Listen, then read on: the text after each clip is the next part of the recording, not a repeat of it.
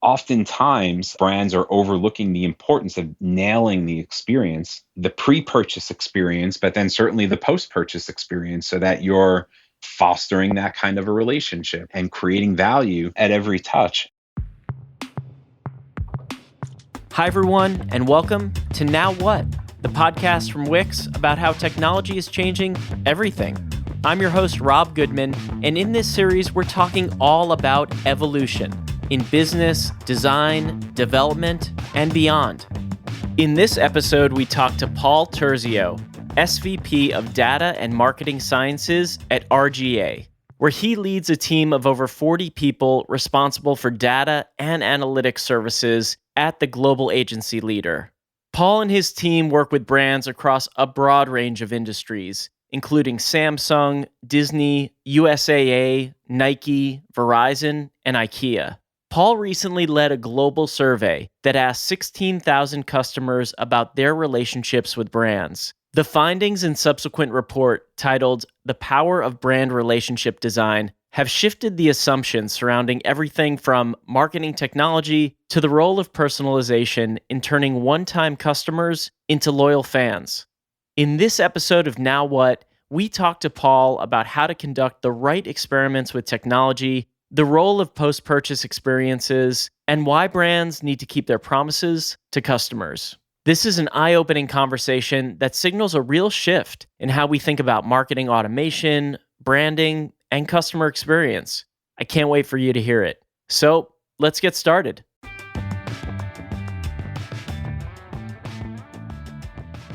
Paul, welcome to Now What. Great to have you here. Thanks, Rob. My pleasure. Good to see you. So why don't we start off and tell listeners about what your role is at RGA? I lead a bit of a smorgasbord from a capability perspective.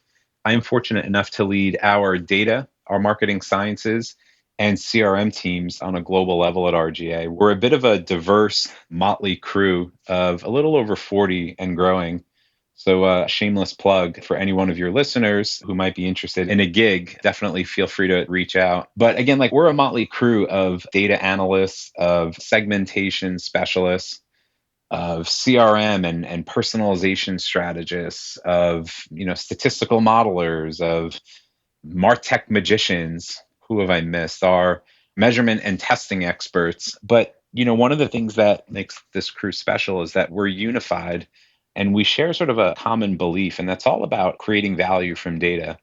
And so again, we roll out of bed every day thinking about how we can use data to create value. And it's not just for the brands that we're privileged enough to help, here at RGA, but also, and this is important, obviously, to our topic today, the users that those brands are serving each and every day.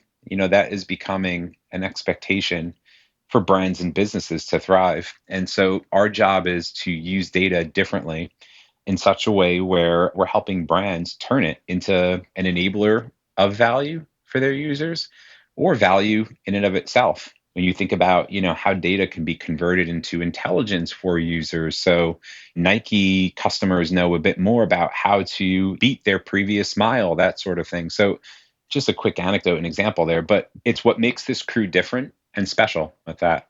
Awesome. Well, today I'm really excited to dive into this report that you and your team were behind, The Power of Brand Relationship Design.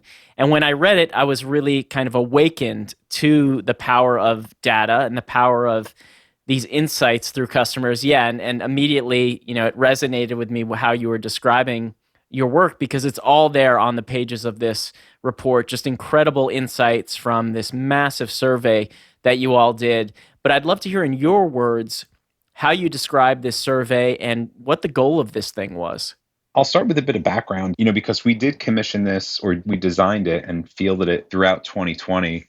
And it really came about from a few insights and observations within our industry, yes, within our client portfolio, but more broadly, our industry. And I think that starts with, an observation that our industry went through an extraordinary shift, probably more than one shift, obviously, but one that was very much at the heart of the objective of the research.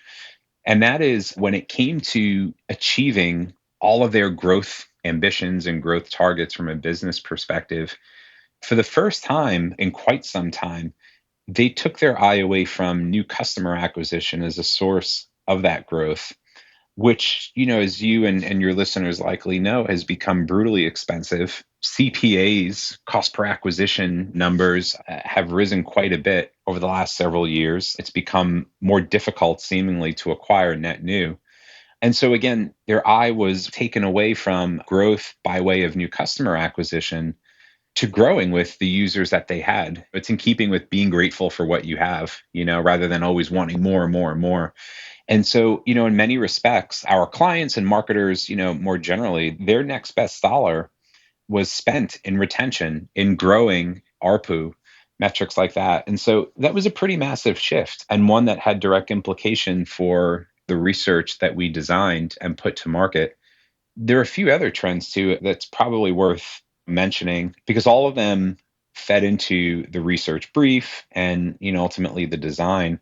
We talk all the time about customer needs and their expectations, and how expectations are always growing, right? It's never enough, but they're also growing more diverse. Increasingly, brands that we support and just, brands in the world are looking to not just serve the macro needs of the many, but the individual needs of the one, right? And so how do we serve and support individual segments of one at scale? So you and I might conform to the same business segment, but some of your micro needs are very different than my micro needs. And it's incumbent upon brands to understand those and serve those in order to break through and connect with me as a prospect and over time as a user. And so all this thinking kind of went into the framing and the brief and the reasoning behind delivering this survey?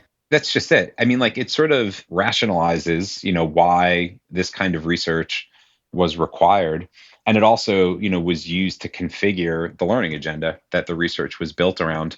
I think there's one other point too I'll make, and that is post-purchase. One of the things that we learned as we tried to better understand some of the dynamics and ways to win that we can help consult clients with, it tends to be, or it has been, one of the most under-researched areas of advertising, of marketing.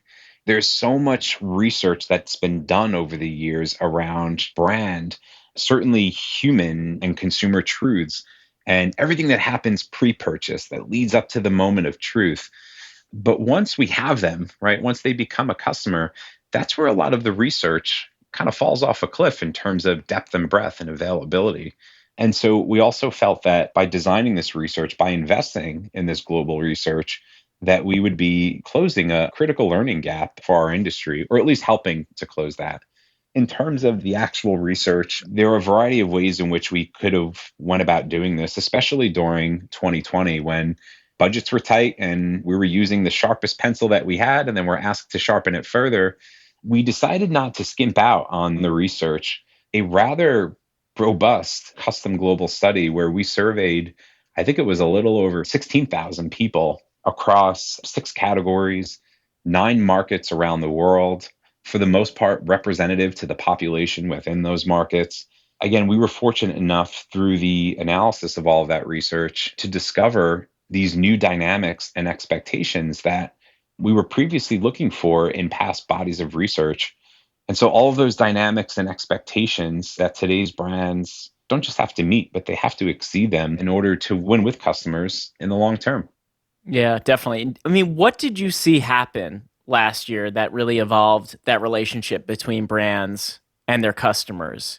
This sort of builds on some of what I was describing in the setup. Yes, we talk about needs and expectations growing more diverse.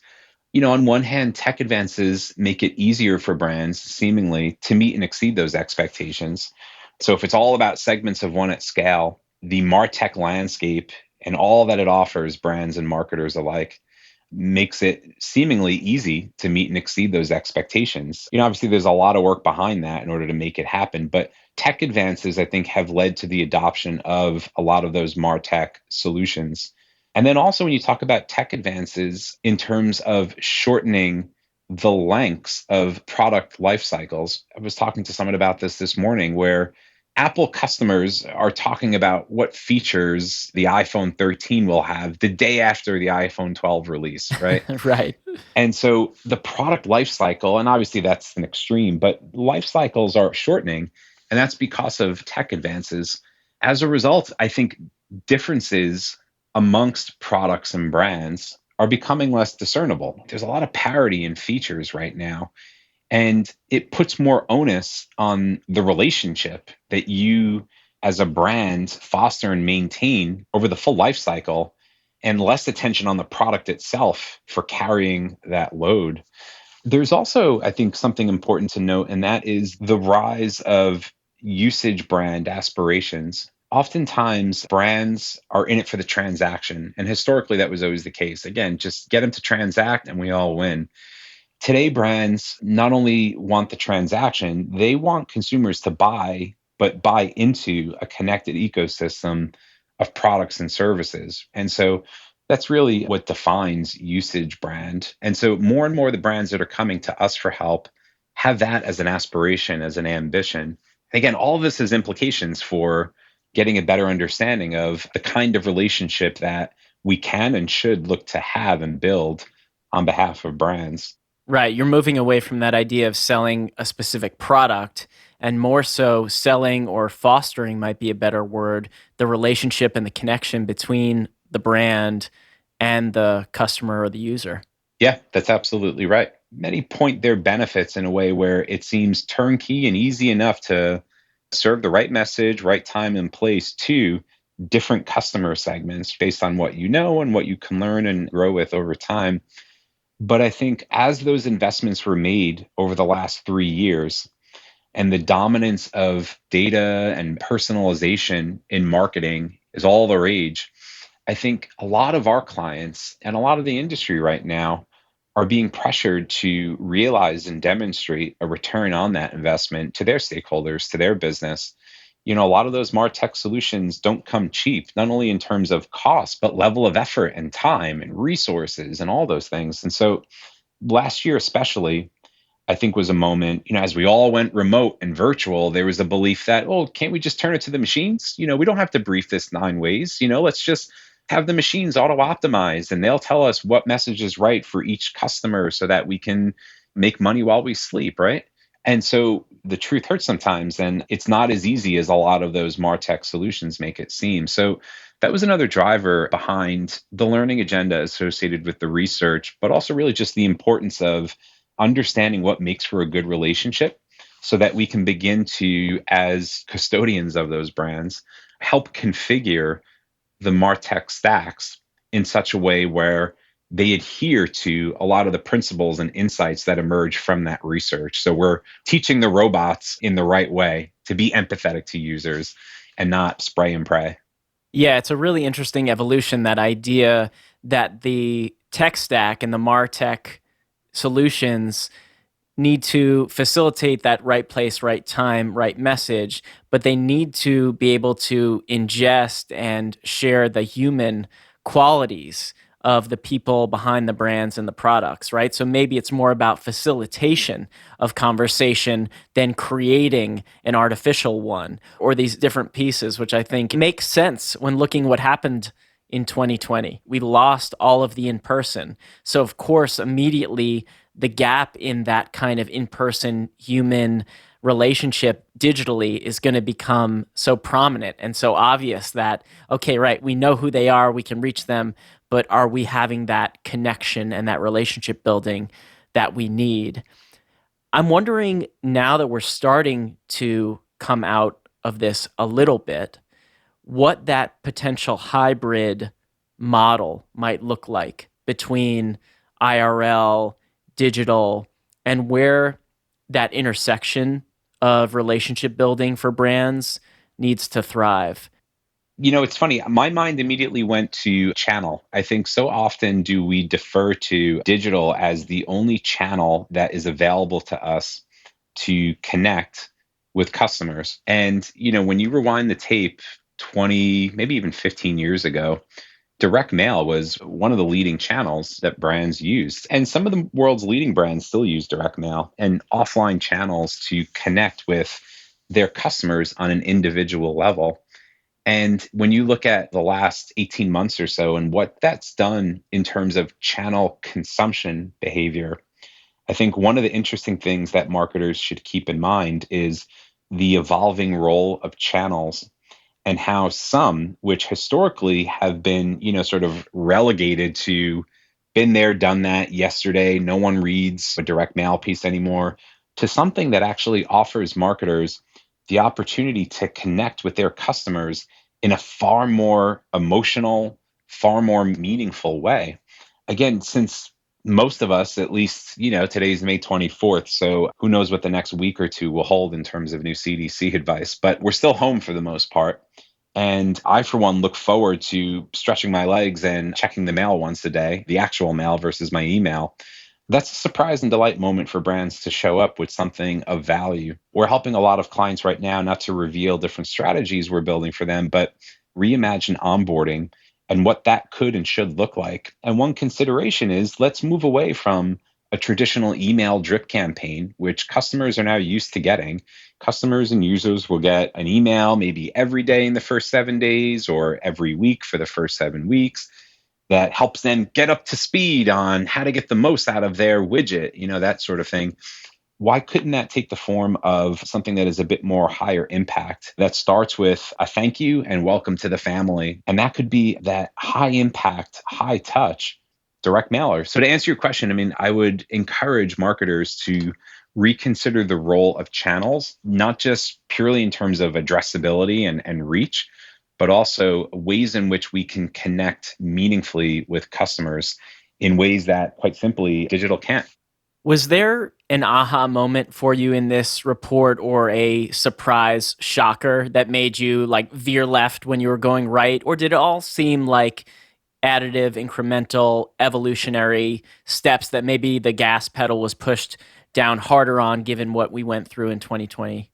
The aha for me, and I think there are a few POVs around like what the biggest aha was within the walls of RGA.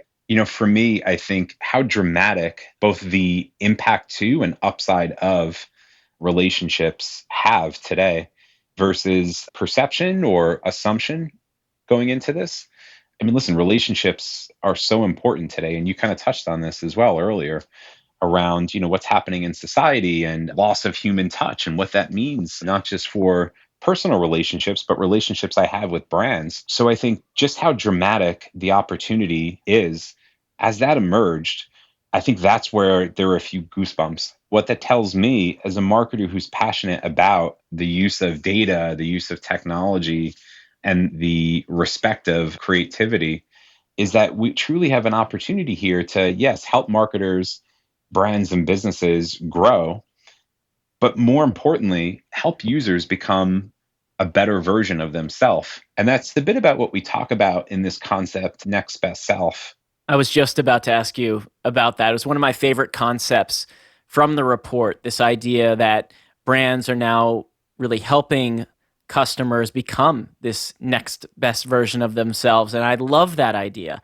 It's not about selling you a thing. It's not about upselling you. It's not about this or that. It's about how can I support the growth, the learning, the evolution of this person that is on the other side of this relationship. So yeah, I would love to hear more about this idea.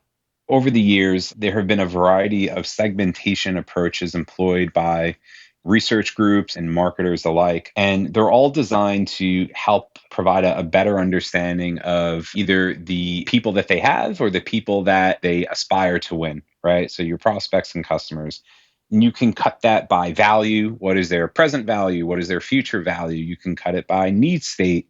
You can cut it by interest and affinity. You can cut it by behaviors. And all of those are still relevant and useful. So the notion of next best self isn't something that discredits or devalues any of those attributes. I think, if anything, it's another way of framing segmentation such that we're beginning to think more empathetically about how to connect and support the people that we aspire to win with, and going beyond needs as straight up functional needs, but even thinking about emotional needs. The classic example that RGA has permission to sort of speak to is Nike, because of our relationship working with Nike over, I want to say it's close to 20 years now, if not more.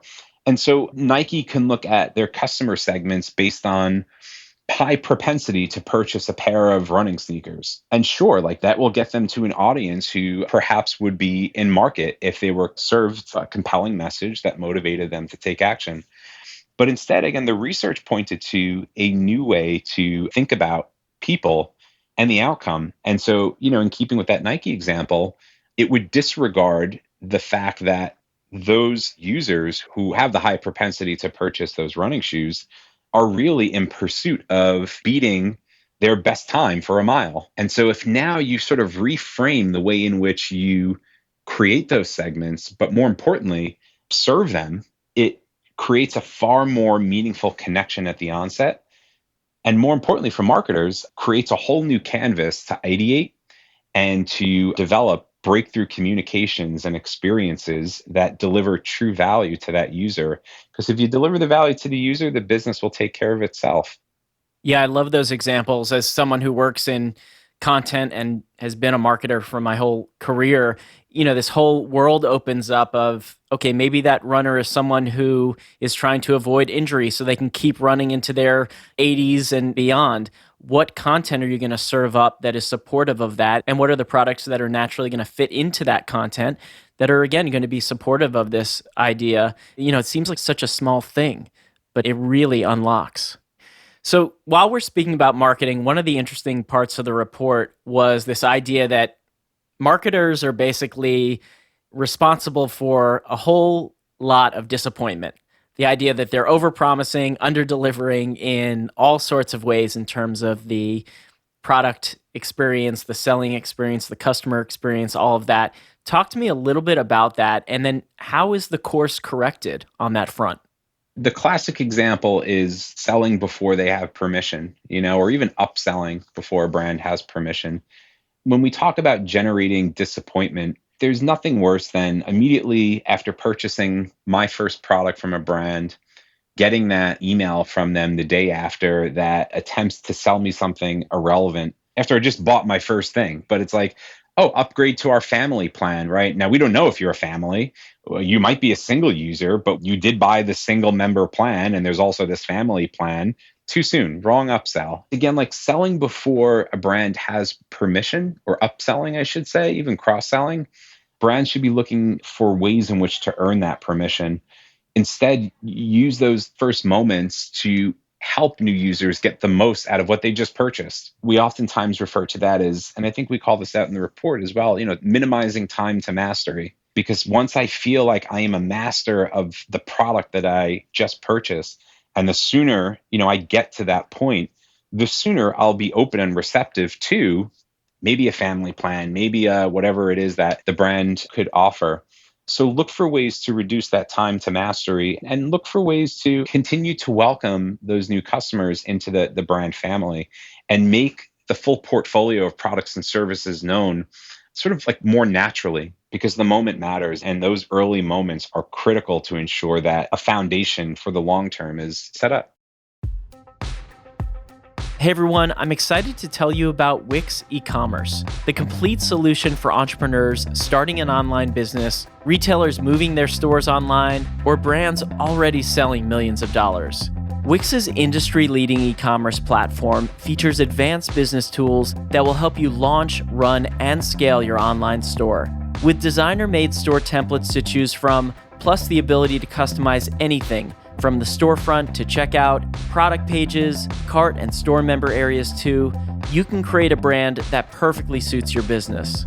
With Wix e-commerce, you can manage your own inventory or source from suppliers you work with, offer as many products as you like, and sell with unlimited product collections. You can define shipping rules and automate your taxes for every sale. You can also accept secure payments online with the Wix payment solution, or choose from a global network of providers, including major credit card companies, PayPal, and Stripe. Wix e-commerce gives you the ability to extend your reach with multi-channel sales, all while managing everything in one single powerful dashboard, including online and mobile storefronts, Facebook, eBay, Instagram, and Amazon shops. With an integrated analytics dashboard, you'll be able to review your sales, create tailored business reports, and focus your marketing efforts where they'll have the biggest impact, all while saving time with a streamlined operation to run your business smoothly. There's so much more you can do. Offer loyalty programs to customers, subscriptions, automate your social campaigns, and manage every aspect of tracking and processing orders from purchase to delivery. You can get started with Wix e-commerce at wix.com/ecommerce and explore templates, tutorials, blog posts, webinars, and so much more.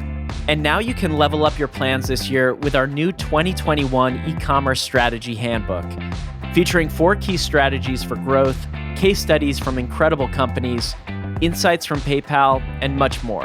Download it today at wix.com/ecommerce/strategy-handbook. Now, let's get back to the show.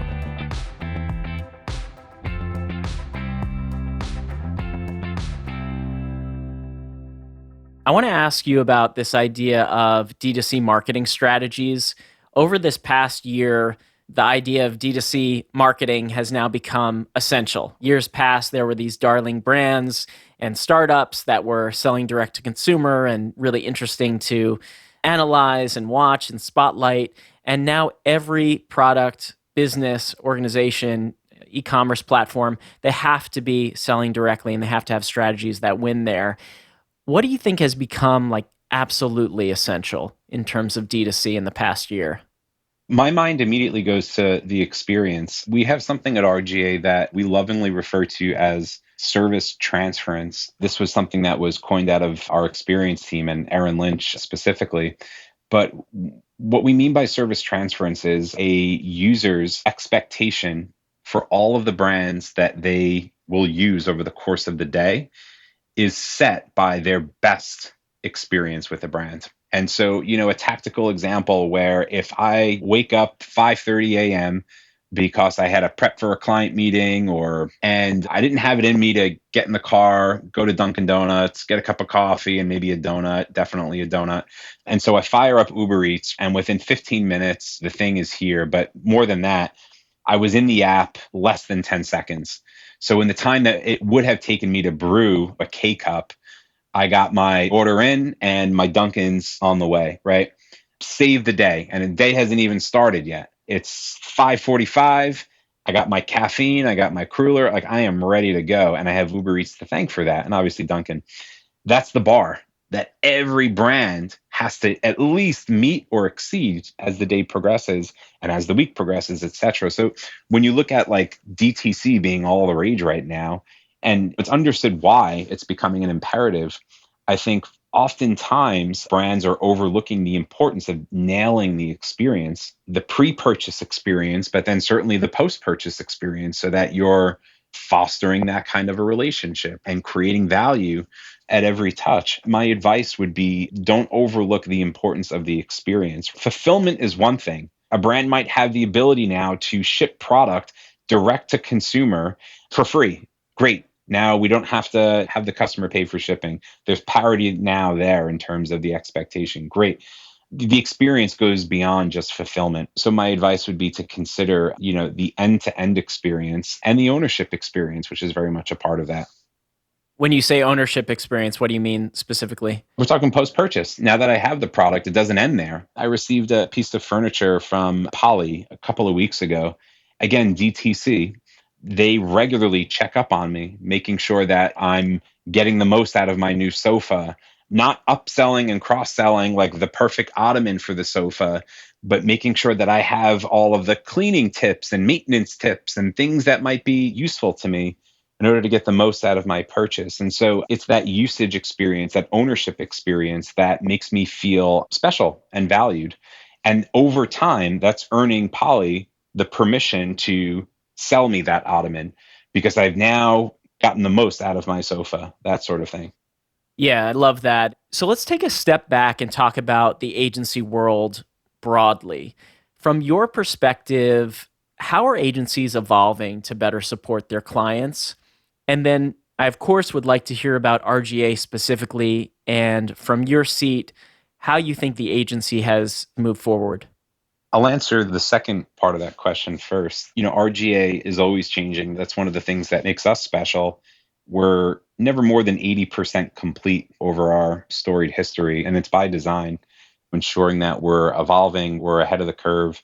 I think one of the things that has perhaps resonated with me most is that there's a growing share of work that is coming to us that falls directly within the space of relationship.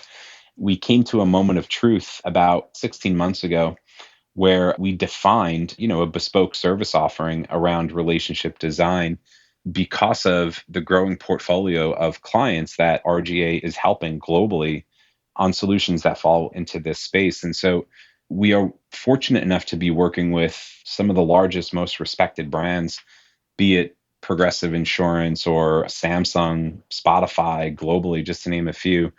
We absolutely look to preserve the integrity of their brand, but importantly, put the power of their brand to work. We oftentimes talk about magnetizing the brand to deepen client relationships. And so I think brand relationship design as a new service offering that is built on our legacy, looking back at work that we've done for the Nikes of the world, inventing Nike Plus, and what that represented in terms of a post-purchase experience, a membership experience specifically, right? It's taking a lot of that legacy work, those philosophies, codifying them and making them relevant to clients today based on all of the dynamics and expectations that the report certainly helped emerge. That's one of the changes that has been most compelling and exciting for me and my team.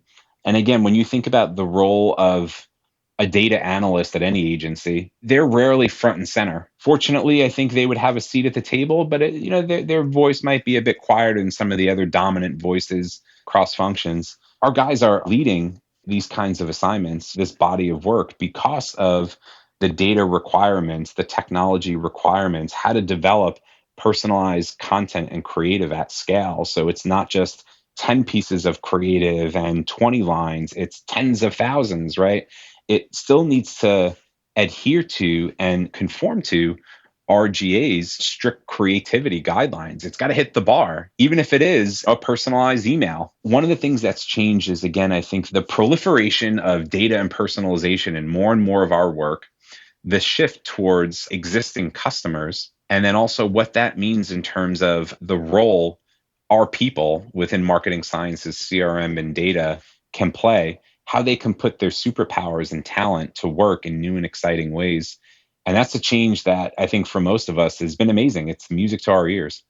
And you mentioned this idea of magnetizing brands. Can you tell me a little bit more about that? There is so much power behind a brand's purpose and the promise that it looks to keep with its users. And so when we think about how to help brands establish and deepen relationships with customers, one of the, again, most powerful assets they have is not just user data. It's not just like channels across an ecosystem.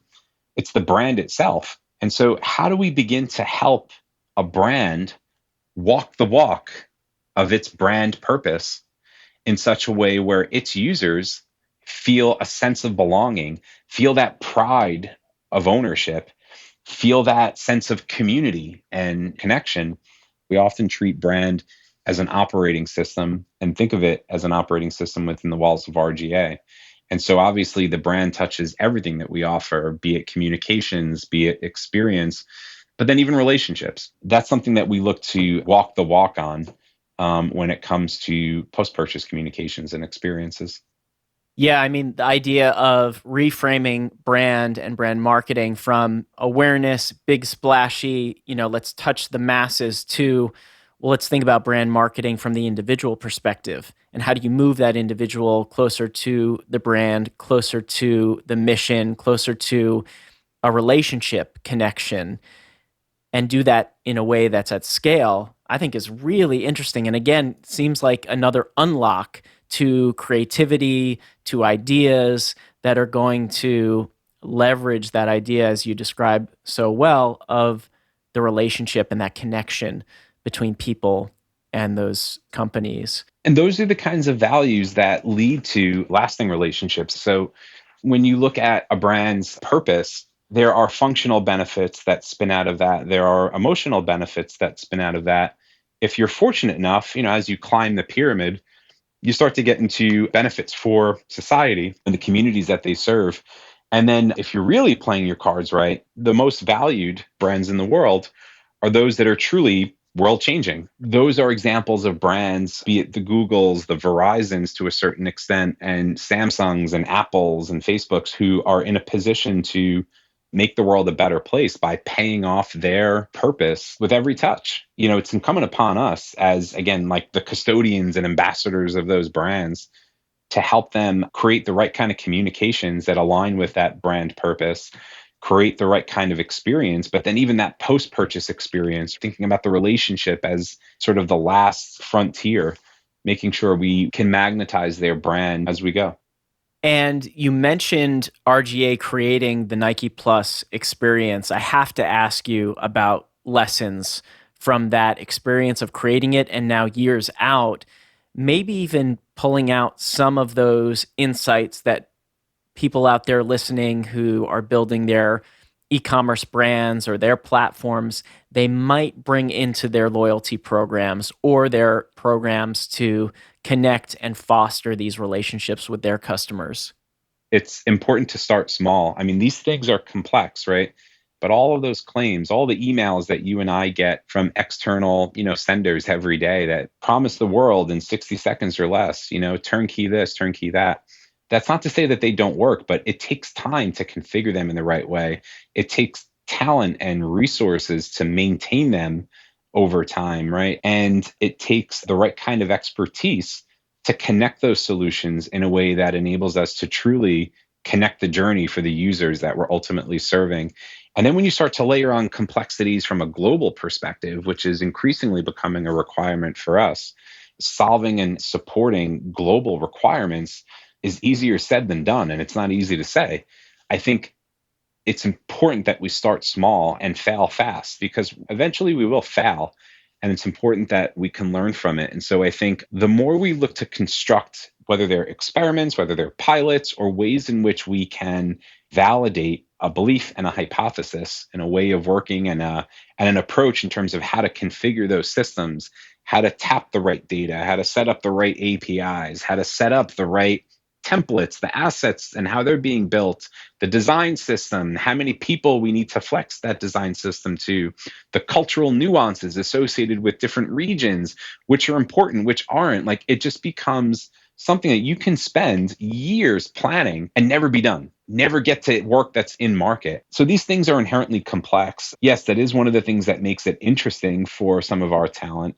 And it's also one of the reasons why it's important to start small so that we can quickly learn and begin to build out a proper playbook so that we can scale over time in a methodical way and in a way that, again, adheres to some of those learnings. But I can't understate how important it is to validate some of those hypotheses and start small. Given the evolution we're seeing in the marketplace with brands, with e-commerce, what are some of the jobs that you are envisioning are going to become a regular part of these staffing requirements for agencies and even for brands over the next 6 months to next few years ahead? I think there is a demand for data experts who are not just data scientists and engineers who possess that technical expertise, but also the ability to synthesize data and help others understand how it can impact and integrate into the programs that we're building on a strategic level and even on a creative level. And that speaks to the other side, which are groups of creatives. So your traditional copy and visual pairing of creative who are either trained, conditioned, or used to leveraging data. So your data-driven creatives, people who can think of ones and zeros as colors on a palette for creativity. The more we have talent who receives a brief for personalized content at scale as a creative opportunity versus something that is truly systematic, color by number, boop, boop, boop, boop. Okay, ship it. Where's the next brief? That's the kind of creative talent that we love partnering with within the relationship space, especially because they unlock big idea opportunities through personalized content at scale. And that's awesome. That's the way to break through. That's the way to create value. So I think it's a combo platter of that data strategist and the data-driven creative, making sure that our breakthrough creative that is underpinned by wicked smart data strategy doesn't live and die on a whiteboard or in a deck. In order for it to actually see the light of day, we need to be able to leverage those systems, that tech stack, to make it real. Paul, I want to close by asking what has been putting fuel in your tank, personally, professionally. Could be time with family, could be reading books, going for runs, anything. Like, how have you found a way to kind of recharge and replenish over these months? I think relationships are taking on, a renewed focus, have a renewed focus within our company, within our agency, but then within our industry. And it's long overdue in my mind. And it's something that is important and drives me as a contributor. I think the other piece of that is how relationships in all of our personal lives have taken on new meaning and new importance over that same time period. And so what drives me, it's that newfound focus, but also that newfound appreciation of why relationships are important and how to go about making the time for them in such a way where there are mutually beneficial outcomes. And so that extends to not just the portfolio of clients that I'm fortunate enough to work with, but my personal relationships as well, relationships with my kids, my wife, my family. This time in quarantine, I think, has, like others, just reminded me on the importance of connections and relationships, the whole human touch thing. And that, as a bit of an ethos, has been created, at least for me on a personal level, over the last year. And so to be able to put some of that philosophy into practice professionally, as well as, my personal life, has been awesome. Amazing. Paul, thank you so much for joining the show. This was such a joy to spend the time chatting with you, and thank you so much. All right, Rob. Yeah, the pleasure was all mine. Be well and take care. Thanks so much for listening, and a big thanks to Paul and the team at RGA. I learned so much in this conversation and in the report Paul and his team authored. Some of our conversation that really stuck with me are dispelling this new set it and forget it myth of MarTech, or marketing technology, AI and machine learning. It takes real people and automation to build brands, campaigns, and experiences that will truly resonate with customers for the long haul. We talked about how so many companies are focused on driving awareness and engagement in the pre-purchase experience, when they need to be equally concerned with what happens after purchase, or as Paul puts it, the post-purchase experience, so that brands are driving, yes, repeat purchases, but also loyalty, engagement, and advocacy in their customers. And how RGA thinks about working with their clients to not only leverage the purchase behavior data that they have about their customers, but also leverage the brand of the company, and how brand is one of the most powerful assets in a company's toolkit. I really got so much value in hearing Paul talk about leveraging brand in all aspects of customer engagement and retention. And I hope you did too. You can see all the amazing work that RGA is up to at rga.com, and I highly recommend downloading Paul and his team's report on the power of brand relationships at rga.com/futurevision/CX. Remember to please leave us a review on Apple Podcasts, share the show with a friend or colleague, and hit that subscribe button for Now What, wherever you're listening to the podcast right now. That way you'll get new episodes as soon as they're out. And you can get a full transcript of this episode, show notes, and much more on our website at wix.com/nowwhat. Thanks so much for listening. This is Now What by Wix, the podcast about how technology is changing everything. Now What is hosted and produced by me, Rob Goodman, executive producer for content at Wix. Audio engineering and editing is by Brian Paik at Pacific Audio. Music is composed and performed by Kimo Maraki. Our executive producers from Wix are Susan Kaplow, Shani Moore, Omer Shai, and me, Rob Goodman. You can discover more about the show and our guests at wix.com/nowwhat. Be sure to subscribe and follow the show for new episodes wherever you get your podcasts. And if you like what you heard, please leave us a review on Apple Podcasts and share this show with your friends and colleagues. We'll see you soon.